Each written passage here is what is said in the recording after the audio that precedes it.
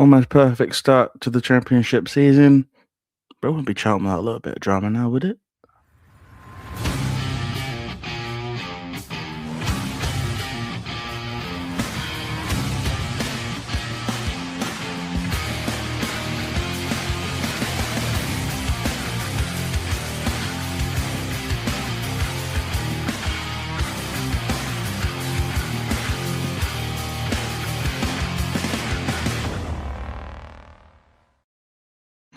Hello, everybody. Welcome into the 69th episode of the From the Valley Floyd podcast. My name is Callum. I will be your host as always. I hope you're all doing very well on a Sunday evening. I hope everybody enjoyed what was a very good result yesterday and a pretty decent team performance, I must say. But of course, because this is Charlton Athletic, there has to be a little bit of drama. I don't want to start negative, but I feel as if I kind of just want to get rid of this stuff, just kind of let this stuff out there so we can talk about lots of positive things that I saw yesterday. Um, so I want to start actually not with the game itself, but with something that I've been hearing a lot from other people. It wasn't so bad where I was in the East Stand, to be fair, although lots of places seem to be shut. But the service yesterday was pretty appalling. It's running out of beer, running out of different drinks. The fact it's really hot and they're running out of water. Gavin Carter talks about needing to increase revenue, right? Commercial revenue, and I back that, right? It's why when they sign things like deals with a goalpost company or whatever, it doesn't bother me, right? Like I support the club, I buy kits, I have a beer at the ground or whatever, but it's just like you've gotta do the basics right, man. Like, to use Nathan Jonesism, this is just the basic stuff that people can go to a game and get a beer and I don't know, a burger if you want one or whatever it is, and it's edible, which oftentimes the food at the ground isn't, but, it's edible, it's quick. But for goodness sakes, like, just huge queues, beers running out, this thing of run out of lager, right? And I'm not actually a beer drinker myself, but, right, this is the most sort of popular beverage I'm sure they sell outside of probably water. Have you run out of lager, right, on the first day of the season? Like, we all knew the 20,000 people were gonna show up. You gotta be better prepped than that. This thing where they seem to be what is it? You can have a burger, but you can't have chips separately. Like, come on. Who signed off on that? So many of these things are just, like, simple things that had you passed it through anyone that was a match-going fan, they would be able to tell you it's ridiculous. And look, we won. It was all fine. People I think left mainly happy. But fan zone's got to be open after games. The fan zone has to be better than what it is, which is a patch of turf and a car park. Right, I've been to some really good ones. Huddersfield have a really good one. To be fair, Mansfield have a really nice one with a tent. Just get the basic stuff, correct before we start doing the. We need to increase commercial revenue with a gardening partner. We must be leaving thousands of pounds a match day on the table for that. I'm sure they will sort it. They sorted it last year, but it's just one of those where it's just like, come on, guys. That should not be the first thing we talk about on a football podcast, as people may not know able to get a pint. Right? Come on. The other thing, well, the other two things, and they're kind of related actually, was and again, I just want to get these out of the way, and then we're going to talk wax lyrical about what I think was actually some really good stuff. Goalkeeping is still a huge problem. I I know that Lloyd Jones should not be coming out to try and win that header in a back four. You can't be running out like that. Uh, if you are going to come out like that, you sure as heck had better win the header. He doesn't win it. The ball drops. Bell doesn't win the tackle, Comessia doesn't get back quick enough. It's all a bit of a mess. But my goodness me, my goalkeeper's on his knees before the guy's even shot, and then he doesn't even put it in the corner because goalkeeper's getting him up the goal to shoot at. Second half, there were a lot of running and flapping. I don't know what I can say that I haven't already said, but it's not good enough. We need to buy a number one keeper. I really don't think you help yourself either when you've got a keeper that clearly wants to leave and has wanted to leave for a long time. I can say this because I commented on Corley's article earlier in the week, and he did not say to me that I was saying anything that was nonsense. I said it on some of the pods last year that the goalkeeper wanted out. I knew that he'd reacted very, very badly to the comments after the Portsmouth game where he thought he'd been thrown under the bus. There was the injury, him then not going back in. We can argue whether that's right or wrong. It doesn't matter, right? It's not whether it's right or wrong. He's reacted the way he's reacted. I don't personally like it. I hate it when players throw temper tantrums. I say that all the time on this show. I'm not a hypocrite. I hate it when Rob Apter did it. I hate it when Kaminsky did it.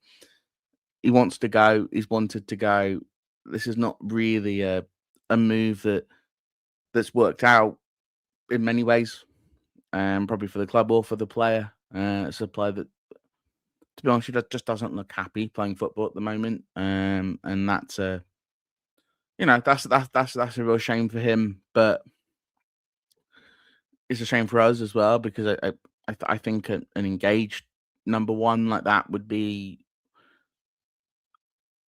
It is so important to have, and I just think that that it just hasn't worked, and he wants to go. Okay, right. I know we're struggling with the finances of that, right? I think it's pretty obvious he wants to make a move, whether an offer's come in or not. I think I mentioned a couple of weeks ago. I don't know if it's true, but if the Rotterdam one is true, it would make some sense. Does he want to go back to parts of Europe where his family are?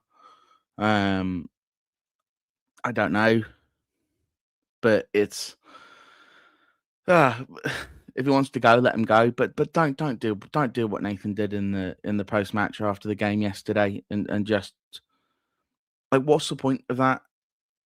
Either you're trying to actively sell a player that you're struggling to move on because of the finances involved, and you've just lessened his value. I said this at the time when it's a bit of a weird comparison, but when Ruben Amorim became a United manager and started throwing people in the bomb squad, or when Chelsea threw loads of players in the bomb squad, right? Then you struggle to get market value for them, right? Like, don't devalue your own assets because you're annoyed at them, right? I'm sure Nathan is annoyed, right? It sounds like his number one is wanted out for 8 months or whatever it is, but be the bigger man, right? Be the bigger person in the situation. Realize that what you're doing is a business here, that you need to try and move it on as much as you can. But I was just really disappointed with those comments. I don't think you should throw players under the bus like that, and I especially don't think when your keeper's at a performance the way that your starter did yesterday, that you should be saying that that you picked your two best keepers. I mean, what has Tien and Brooks ever achieved in football, right? It's just a really strange comment. It's a personal gripe of mine. I hate when managers do it. I understand it. It's a human reaction. We don't know what happens behind closed doors, but just be bigger than that. Be bigger than that. Right. Let's talk happy things, right? Because the rest of the day yesterday was actually pretty cracking, I must say. Weather was good. 21,500 weather yesterday. It felt busy. It felt full. It was loud, especially in the second half. I thought Miles was fantastic when he came on. I think Nathan made the right subs at the right time. I think that first half setup, I think he got it wrong. Playing long balls to Matty Godden when Dion Sanderson's one of the centre backs it's not going to work, right? Sanderson turns like a truck. He's a really big-bodied, strong, powerful centre back, but he doesn't turn very well. So I think what we were trying to do was get the ball over his head, have him turn, and you got players kind of running in. It didn't work. I think it's pretty obvious. And the game really changed in 2 moments. Sammy Smodric came off for Derby injured. That sort of just left Carlton Morris up front, who I thought gave Lloyd Jones a hell of a game. I haven't seen Lloyd Jones lose that many headers in a game against a striker before. It was a real sort of it was sort of real mano a mano of sort of battle going on. And Morris won his fair share of them. Right, on a different day, maybe he does get a penalty for Comesio sort of pulling him down. It was sort of half a dozen of one, half a dozen of the other, a dozen of the other. We probably should have had a penalty earlier in the half when Tyrese Campbell cut in and was slide tackled. So we'll even them out. But that change, bringing Liban on, meant that Derby had were very sort of blunt up front. So it means you didn't really have to worry too much about them sort of countering you. Derby aren't a fast side anyway. Until Corey Blackett-Taylor came on, they didn't have a heck of a lot of pace in that squad. So you could sort of push up a little bit on them, especially when Smodic isn't in there to sort of run around the back, basically. So we sort of pushed up a bit. And the other change was sort of two changes he made. One was bringing Miles on, who I thought had an excellent game. Was unlucky not to score the goal that Tyrese Campbell. We'll come to Tyrese Campbell in a minute. Was unlucky not to score that himself. To be fair to him, gave Sanderson a real battle. Gave him something to think about. And you could see Sanderson was really knackered by the end of it. And I think just half an hour of having this really big-bodied young kid basically knocking into you was very difficult for him. But the other change was Jermaine Costello came in at the cam, and I thought that's a strange move. Jermaine Costello basically can play anywhere on a football pitch. You probably give him a pair of gloves and he'll go and goal. Does he play anywhere sort of spectacularly? I'm not so sure. But he's got a lot of championship appearances, and in the 10, that ball he plays to Liban for the second goal is absolutely class. That is absolutely class, and that's sort of a championship player compared to a League One player. League One players can't play that person. Maybe they'll play it once, right? Like Jermaine Costello can play that ball all the time, right? If you give him a runner off him, he can play that ball into that channel. Takes the defender out. Honestly, if you get the chance, just go watch it back. It's one of the best passes you were going to see from from a Charlton player, considering our lack of midfield talent at times. Just wonderful ball. And I thought once he came on, the midfield control looked a lot better. I thought we looked a little bit more comfortable on the ball. I was surprised to say it wasn't Nibs that ended up coming on, but I think Nathan got it absolutely spot on. Probably the other shock was that Milinek Ali came on at right wing rather than Rob Apter, which is an interesting one. I don't think Ali did much wrong. He actually sort of ended up playing a lot more defensively. He was sort of left with CBT at times in the last couple of minutes, and I don't think disgraced himself by any stretch. But I think he's the sort of player that you can bring on to almost come on and defend in those situations. He can play wing back. So you're sort of looking at him, and I'm thinking probably in games we're winning, you may see him come on with sort of 10 or 15 minutes to go. One to spell McNamara at the moment. He's the only right back we have that's fit. But also because Ali can do that sort of role, especially when you have a really, really pacey winger, because Ali himself is absolutely rapid.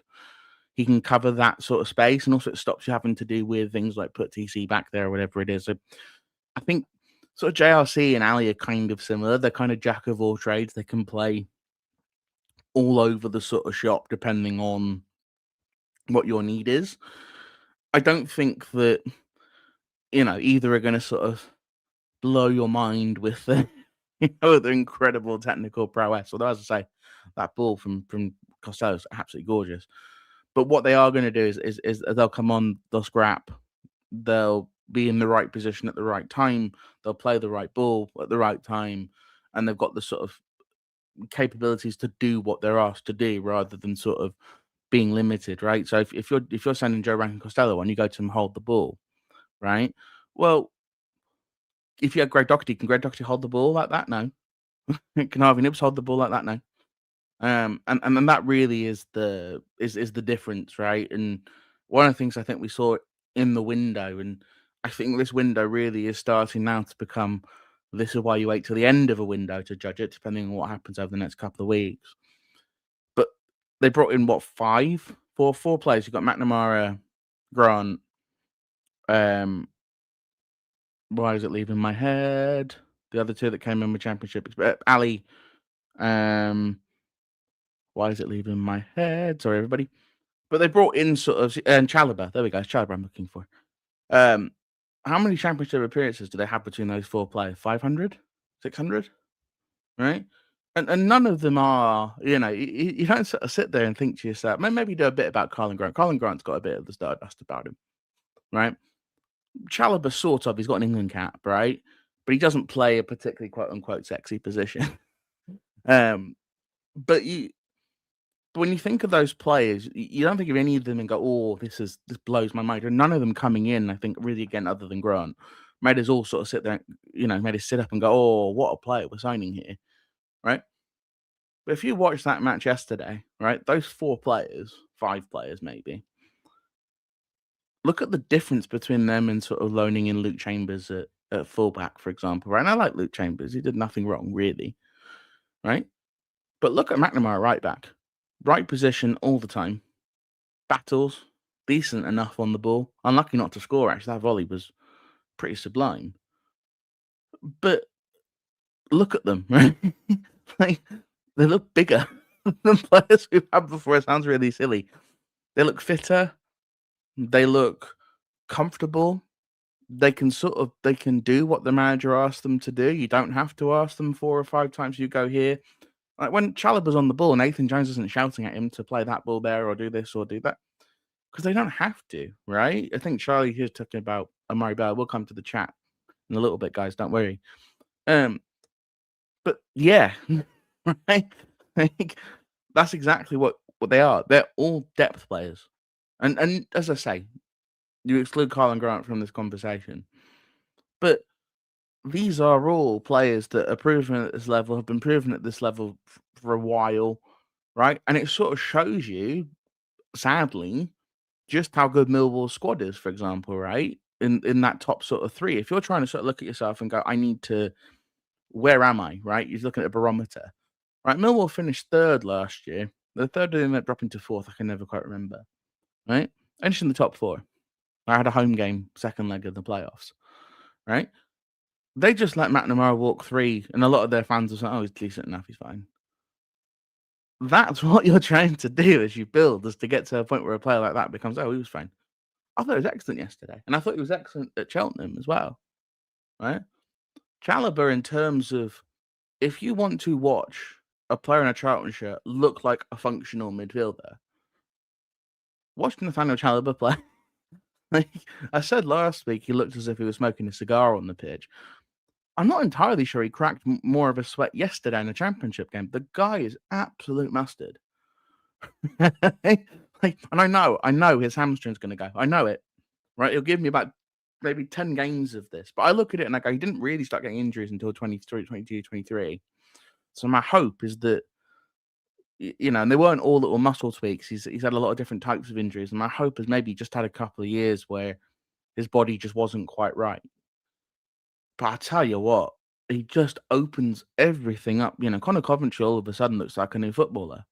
Why? Because the guy that's next to him isn't, if Connor Coventry likes to play the ball backwards, and we know this because he's a ball retainer, right? He likes to keep the ball, retain possession. I say this all the time. It's the West Ham academy school.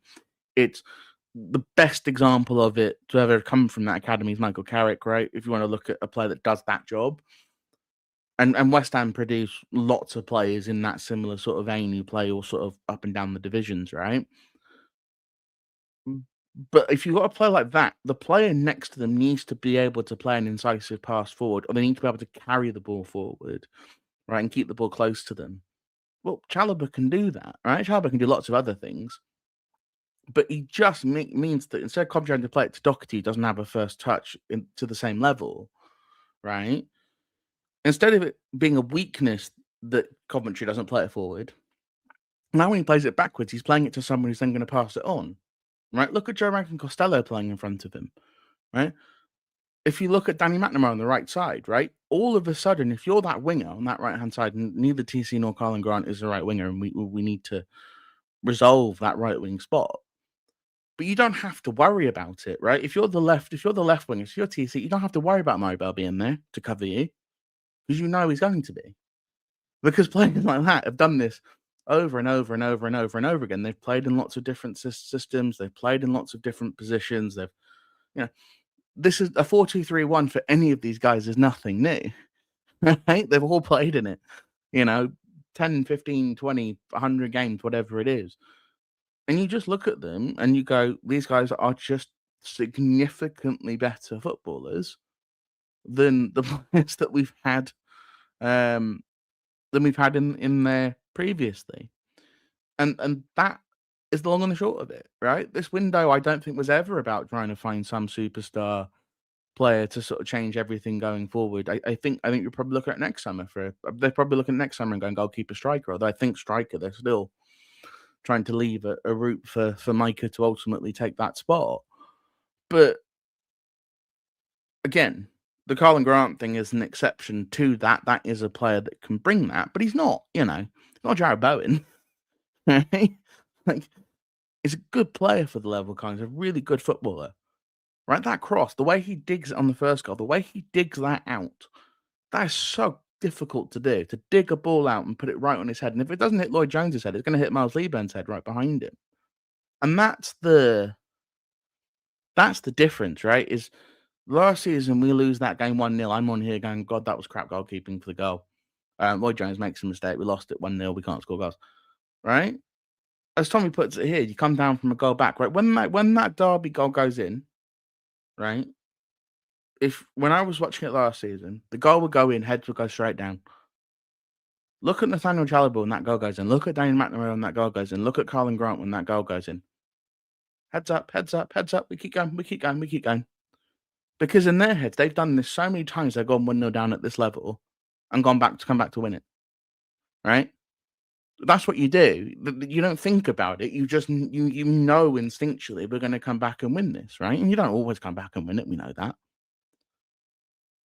But that's the difference. That's what this window has done. And all of them have injury histories. All of them have had issues with fitness and different things. You can't use them every single week, 90 minutes of it. You are going to have to make those sorts of changes. But the difference is astonishing, really, in terms of just the ability. We say this all the time, right? Championship teams play League One sides and they beat them, but they often, sometimes they lose to them. It's not always. The difference is the consistency, right? The difference isn't this huge golfing chasm. They're all professional footballers, but it's just that little extra bit. It is goalkeeper makes wonderful triple save and then lets in goal that he shouldn't let in, right? Compared to goalkeeper makes triple save and goalkeeper save shot that he should save, right? That's your difference between a keeper lower down the division and a keeper higher up the division. It's not whether you can make a worldly save. It's how consistent can you be in with the attributes that you have. And so that's the thing that really stuck out to me in the game yesterday. The other thing was Tyrese Campbell, who, to be fair, I was told last week that contract was done. I don't spread that sort of stuff on here because, I'm not some ITK or anything like that. But, sometimes you do get told things. It comes through the grapevine. The contract is done. I think Nathan Jones basically let the cat out of the bag, didn't he? On the weekend, I think he also said TC wants to stay. That's a pretty good barometer of where a player's head's at. Your manager doesn't say that in a press conference unless he's pretty certain that you've signed or are going to sign something. But I thought he did the very mercurial winger thing, right? Where wingers can be absolutely naff for an hour. You're thinking to yourself, get that guy off. That guy's the one. They end up scoring the goal. Right? It's all about outputs. For Tyrese Campbell now, it's just, can you get 8 goals instead of 3? Can you get close to double-digit assists? Right?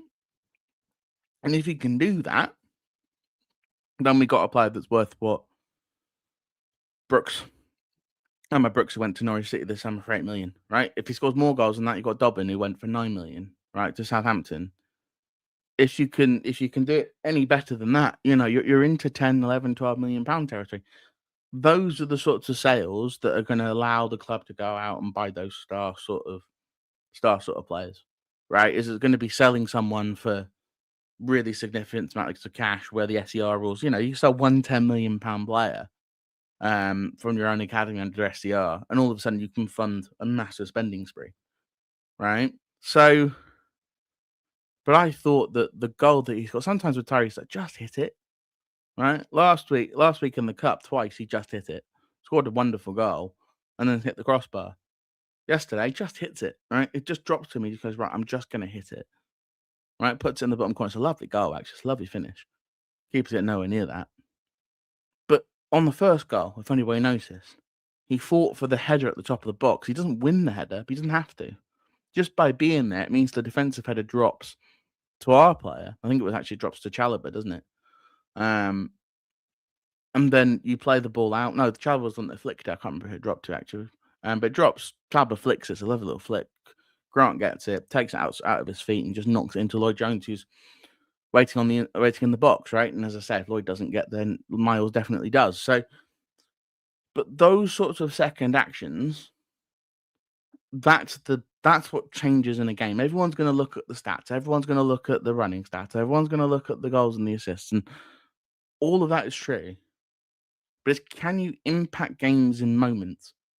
And that's what Tyrese did yesterday. And I love the celebration. I thought that was great to see. That didn't like a kid that was going anywhere. He seemed happy by all accounts when he came out after the game. He was smiling, and he's just what's the phrase? He's just shy, right? And so he's not going to connect with everybody on that sort of personal level because he's shy.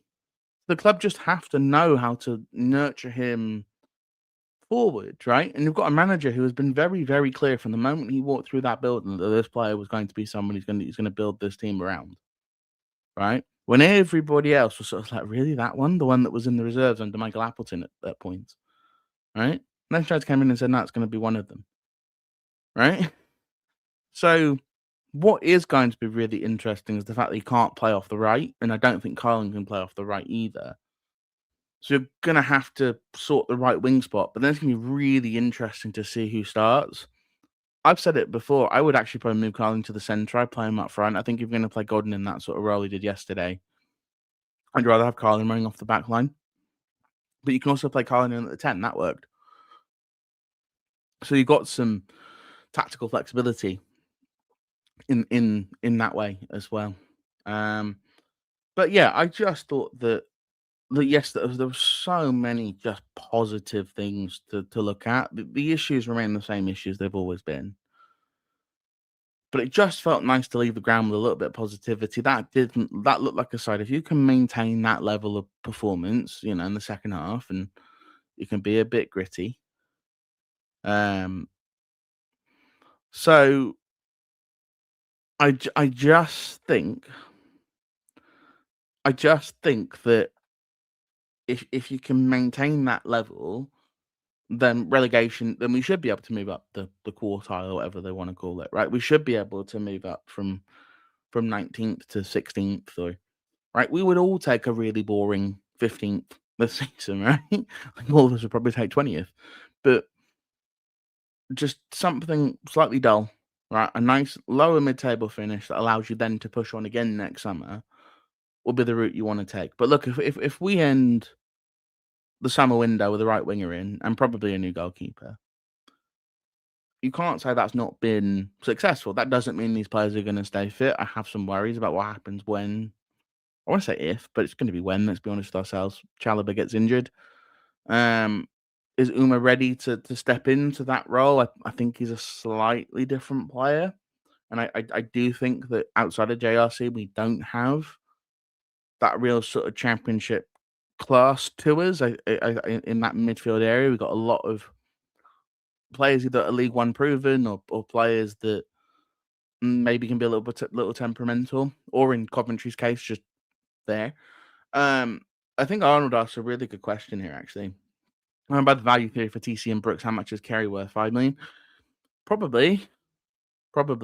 I think for Kerry is a really good 6 months, and then kind of it fell off a cliff. And he's kind of said it himself that, if those goals have been spread over a full season, I think he'd actually be worth more, because it just seemed to be a bit of a purple patch. Um, so because it was a bit of a purple patch, I think people worry that maybe teams have figured it out. A lot of teams now just step up onto Carey, so they say you're not going to have that shot because he likes to shoot early.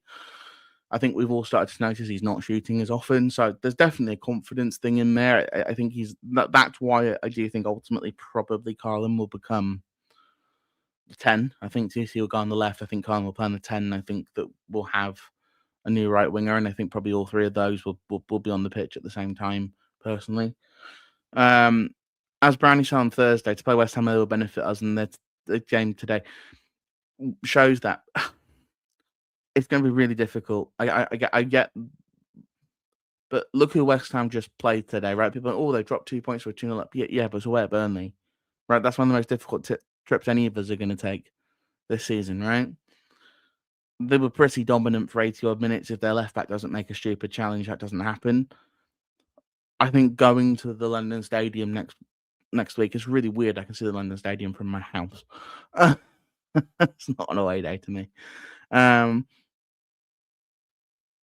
But it's gonna be really, really, really difficult. And I don't think I think that I look at it and I go, these next two kind of are free hits away at West Ham and away at Tottenham is it's just gonna be a fun night, right? More than anything else, it's just nice to go to Spurs Stadium and all the rest of it. I'd be surprised if we have a cat and mouse chance in that game, really. But you look at that Preston home game and you look at it and you go, look, if you played Derby at home, West Ham away, Preston at home, and you've taken 6 at the end of the month, I think all of us would take that. I mean, if you can get 7, if you can get a point at West Ham, that would be fantastic, right? But I think that looking at where Preston are at the moment, Preston are an absolute mess. And I know our record against Preston is very bad, historically, but they are in a total and utter mess at the moment. And I think that that's a game that you're probably penciling in and going that we probably should be getting 3 there. So if you win your first 2 home games and you get a point at West Ham, you're absolutely delighted with that. Even if you lose at West Ham, like, okay, I lost away at a team that's probably going to win the division.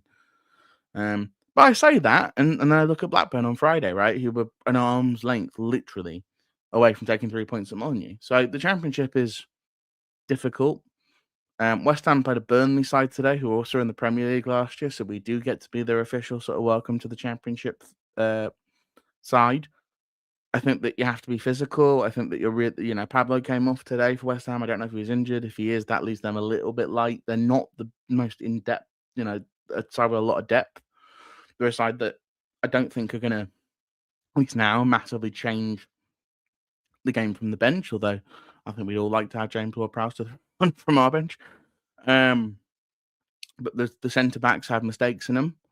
I think you can definitely attack that. I don't think the goalkeeper's massively special either. So I think that there are definitely some places you can attack. Left back, definitely. And that midfield trio works hard. But even when Engels joins them next week, I thought that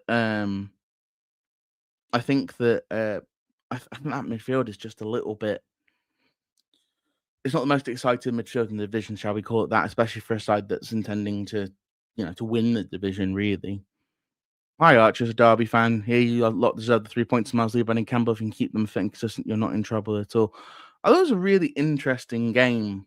I think we managed the game out. I don't think at the end there was obviously the Carlton Morris penalty shout, which, as I say, I think if that gets given, the Campbell one has to be given down the other end. So I think it's kind of half a dozen of one, 6 the other, right? I think that, but I do think that the Derby where it wasn't like they created lots after we scored the second goal, and Corey Blackett-Taylor gave Meslick a real battle at times. I think that was a slight welcome to English football for Ivan. It's probably just going to take him a little bit of time to get used to it. But I thought that we managed the game well, and I think I was chatting, from what I've heard from other Derby fans, that's what a lot of people are saying, is that I think from a Derby perspective, the 2 goals we scored were both incredibly avoidable. I think that you'll probably be sort of up there again. I would, especially with the 8 playoff spots now, I'd be surprised if Derby weren't sort of by the time you get to the end of the window, if you weren't sort of around that 8th to 10th place by the end of the season. I think that's absolutely doable for Derby. I think that Eustace sides often start slow and then go on these sort of wild runs. This is something he used to at Blackburn as well. I think he's a coach whose ideas sometimes takes new players a little bit of time to get used to. I think the real worry for Derby will be Smodjic coming off. I think that's he definitely tweaked something. You could see him as he ran off.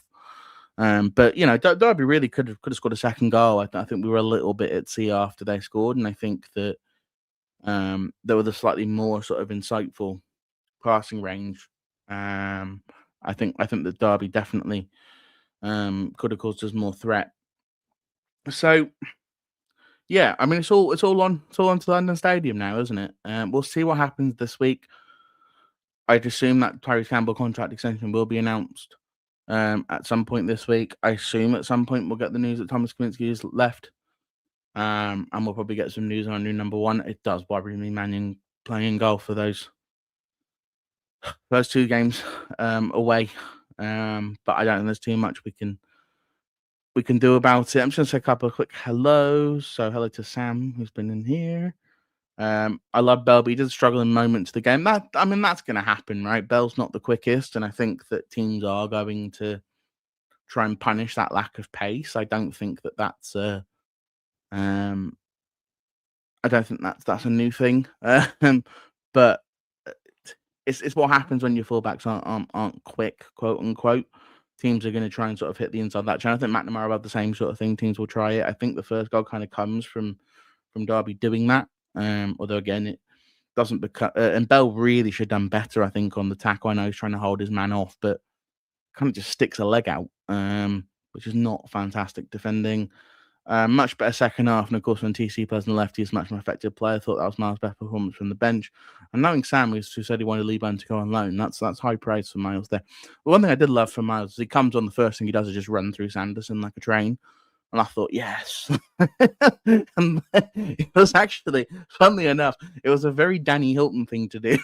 It was come on and just sort of run him over and let him know that you're there. And I thought, so sometimes in football, you do have to do a bit of that. There was a little bit of S housing from McNamara in there as well, some S housing from TC after he scored the goal.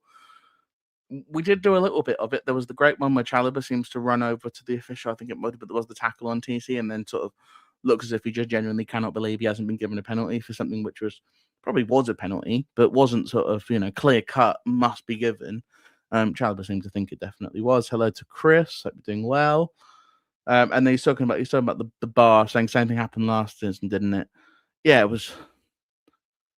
I assume it will be fixed by Preston. We'll get a whole sort of apology from the club, but it can't happen a year later. Right? It can't happen a year later. Arnold Sanders bar was so bad. I've heard it was a total mess. Charlie, very encouraging performance, dare I say, all those early days. If the Raksaki and the Concord deals get done, we could be laughing. The Raksaki one is very, very interesting. All I know is that we did ask, I think Palace are being pains about it. I don't think Palace are ever going to make our lives easy, so that's not a surprise. I think Palace are in a bit of a difficult spot with him, mainly because obviously they can't loan him out again. We're in the same spot we are, but they can't. They can't loan him out, and I don't think anyone's matching their valuation of him. So it's a bit of it's a tricky one for them. I guess if you're the buying club, and as I say, I don't know any more than I think we asked them about him and the parameters of a deal, as they like to say on Sky.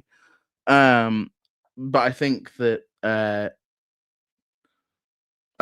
when you kind of look at a player like that, I think that when you can't loan them, and it would make no sense, for example, for Raksaki to sign a contract, it would make no sense for Palace to offer him one on Premier League money. So it's one of those where they don't actually have that much influence if they think that they can get that much leverage. If they think they can get a couple of million for him, if they're asking for 5 or 6, I just don't think anyone's going to go anywhere near that. Tommy, good start for the season. Chatting about the goalkeepers, yeah, it is, but it is what it is, unfortunately. Like you say, just didn't settle here. I said the Kaminski situation is bizarre, though I don't think he helps himself at times. I think the thing with it, and I think I say this all the time about players, is that it's easier for a manager in these sorts of situations because the manager's perspective is always going to be heard in the press conference. The manager can always make it sound as if a player has done X, Y, or Z. We don't know that. I don't know specifically what's happened here.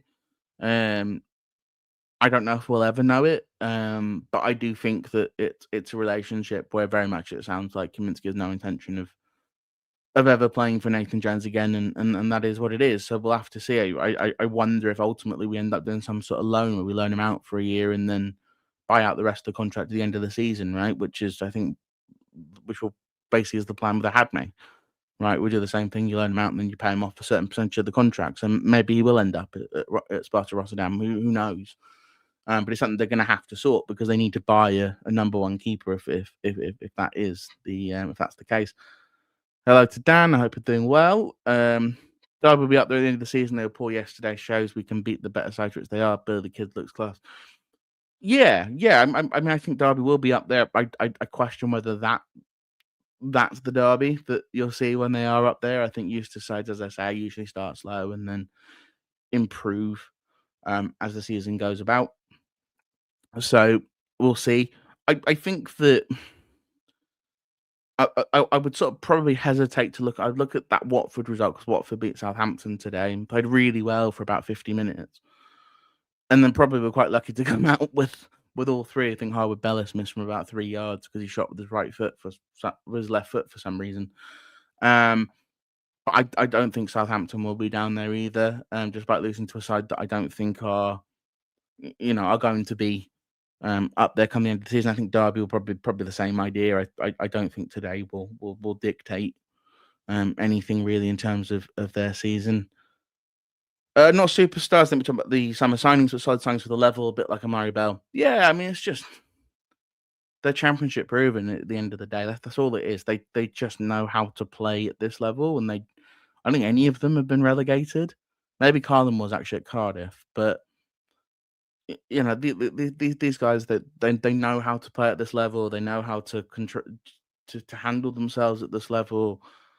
You look at McNamara. He's coming from Millwall. He's got a Millwall supporting family. You look at that, and a lot of us were kind of like, "Oh, I don't know about that." And look at him. He's battling for for the other the other shirt in South East London, right? Like, and that's kind of to him, it's a job. To him, it's about getting a paycheck. He probably would have ended up in League One, which is mad to think when you kind of saw what he was playing at. I wonder if he would have gone down and played for Neil Harris at Cambridge or something. But it's one of those. Like this is what Nathan Jones does. He picks players kind of off the scrap heap.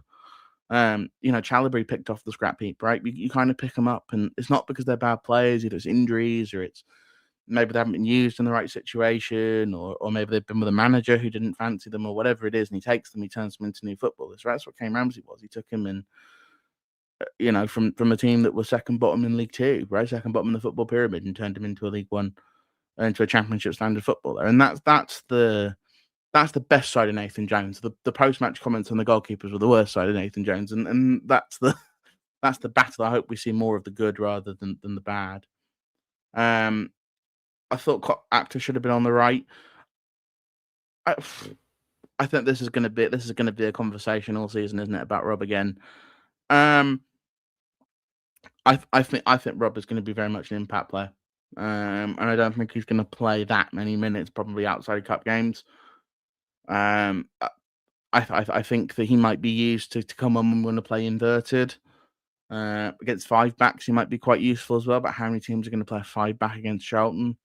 But it wouldn't surprise me if he doesn't get loads and loads of minutes. To be honest with you, it wouldn't actually shock me if he ends up going out on loan again. To be fair. I think there's a lot that's still dependent. Loving Chalobah supporting TC, especially during the celebration afterwards. Yeah, I mean, and that's what leaders should do, right? Like, it's so refreshing to have a midfielder who puts his hand up and basically starts dictating where people should be, right? It's like Cody was doing the same thing, but it's just nice to have another player that knows how to do that knows how to be, a good professional more than anything else. And then the Tottenham tickets, those are those will come out this week. I mean, but with the number seems low. I can't imagine Spurs are going to sell out a cup game against Charlton. Seems low. They've only given 5,700. We'll have to see. Um, Problem with us as Derby. Problem with us at the minute as Derby fans was massive. Yes, there's a massive miss having 0 wingers. We've got Blackett Taylor. We can't rely on him for 20, 30, or 40 games. You probably can't rely on him for 5 games, if I'm honest with you, mate. Yeah, I mean, you're going to have to make signings. I think that was pretty obvious. I mean, having Carlton Morris and no one to cross the ball to him is a strange situation. Admittedly, we have a 6'6" striker we never put the ball into the box for either. But I would have thought that the winger must be sort of top priority for Derby. I mean, from what I've sort of been told when I sort of done the previews of Derby fans, is they've all said that the takeover is that falling apart is a really big deal because the owner didn't spend money because he thought that ultimately, I guess, the takeover would pick up the slack, and now he's got to go out and spend his own cash, and you're probably a little bit behind. That's probably true. I still trust John Eustace to ultimately to get it right, and I think John Eustace post match I actually thought was pretty reasonable. As I say, I've got a lot of respect for him. And he's done quite a few difficult jobs with them that I think are more difficult than a slow start at Derby. What's your aim for the season at Charlton? Look, I would say, and I did this last season, I think it's a range. I think anything above the relegation zone again is still acceptable. I think 14th to 16th is a good season. Challenging for the 12th place trophy is a very good season. A slight overperformance. I think we go from there, and then we're up a little bit, and then you build again. Having seen some of the teams around, I really do think there's going to be 5 or 6 at least that are worse than us. And I think there are some teams that are bigger sides that may struggle more than people think. And look, the schedule is, the away games are rough, but the away games aren't sort of, you kind of get them out of the way. You get West Ham out of the way early, so it's done, and you're hitting a West Ham that probably aren't going to be in mid-season form. But so that helps. I think West Brom away early is actually quite important. I think we'll probably be, that's a side I would think we probably track well against. I actually think Stoke are a side that could struggle. I really like the squad at Stoke in places. I think their goalkeeper is the best in the division, for example. But I think that there's weaknesses in that squad, and I think that's a squad where if things don't start well for Robbins, I think things could get a little bit tricky. So, as I say, my prediction would be about 16th. And I think that's pretty reasonable. We'll see what the rest of the window is. Who knows? Maybe we'll have 2 massive bids come in for Tyrese Campbell and Lloyd Jones, and we'll have to sell them. It's all a bit of a disaster. I don't foresee that. I think that we're going to be okay. All right. With that, I'm going to leave you all to the rest of Sunday if you're listening live, if you're watching live, and I'm going to, if you're on the podcast, I hope you have a good rest of your week. As I say, please do like, subscribe if you're on the YouTube for the first time. It really does help me out. If you can leave me a review on whatever platform you're using, that would be very, very helpful. It just kind of helps the podcast go into more feeds. Later in the season, I will do some fun sort of fun merch. If anyone wants a hat or anything, I'll try and get those sort of sorted. I was having a look at a couple of different samples earlier. But yeah, thank you so much for supporting the pod. As always, have a good rest of your evening or day, whatever you're doing. Some people listen to us on the commute to work. And I will see you all on Wednesday for a preview of our trip to the London Stadium and an away day that's not an away day for me. All right. Bye for now.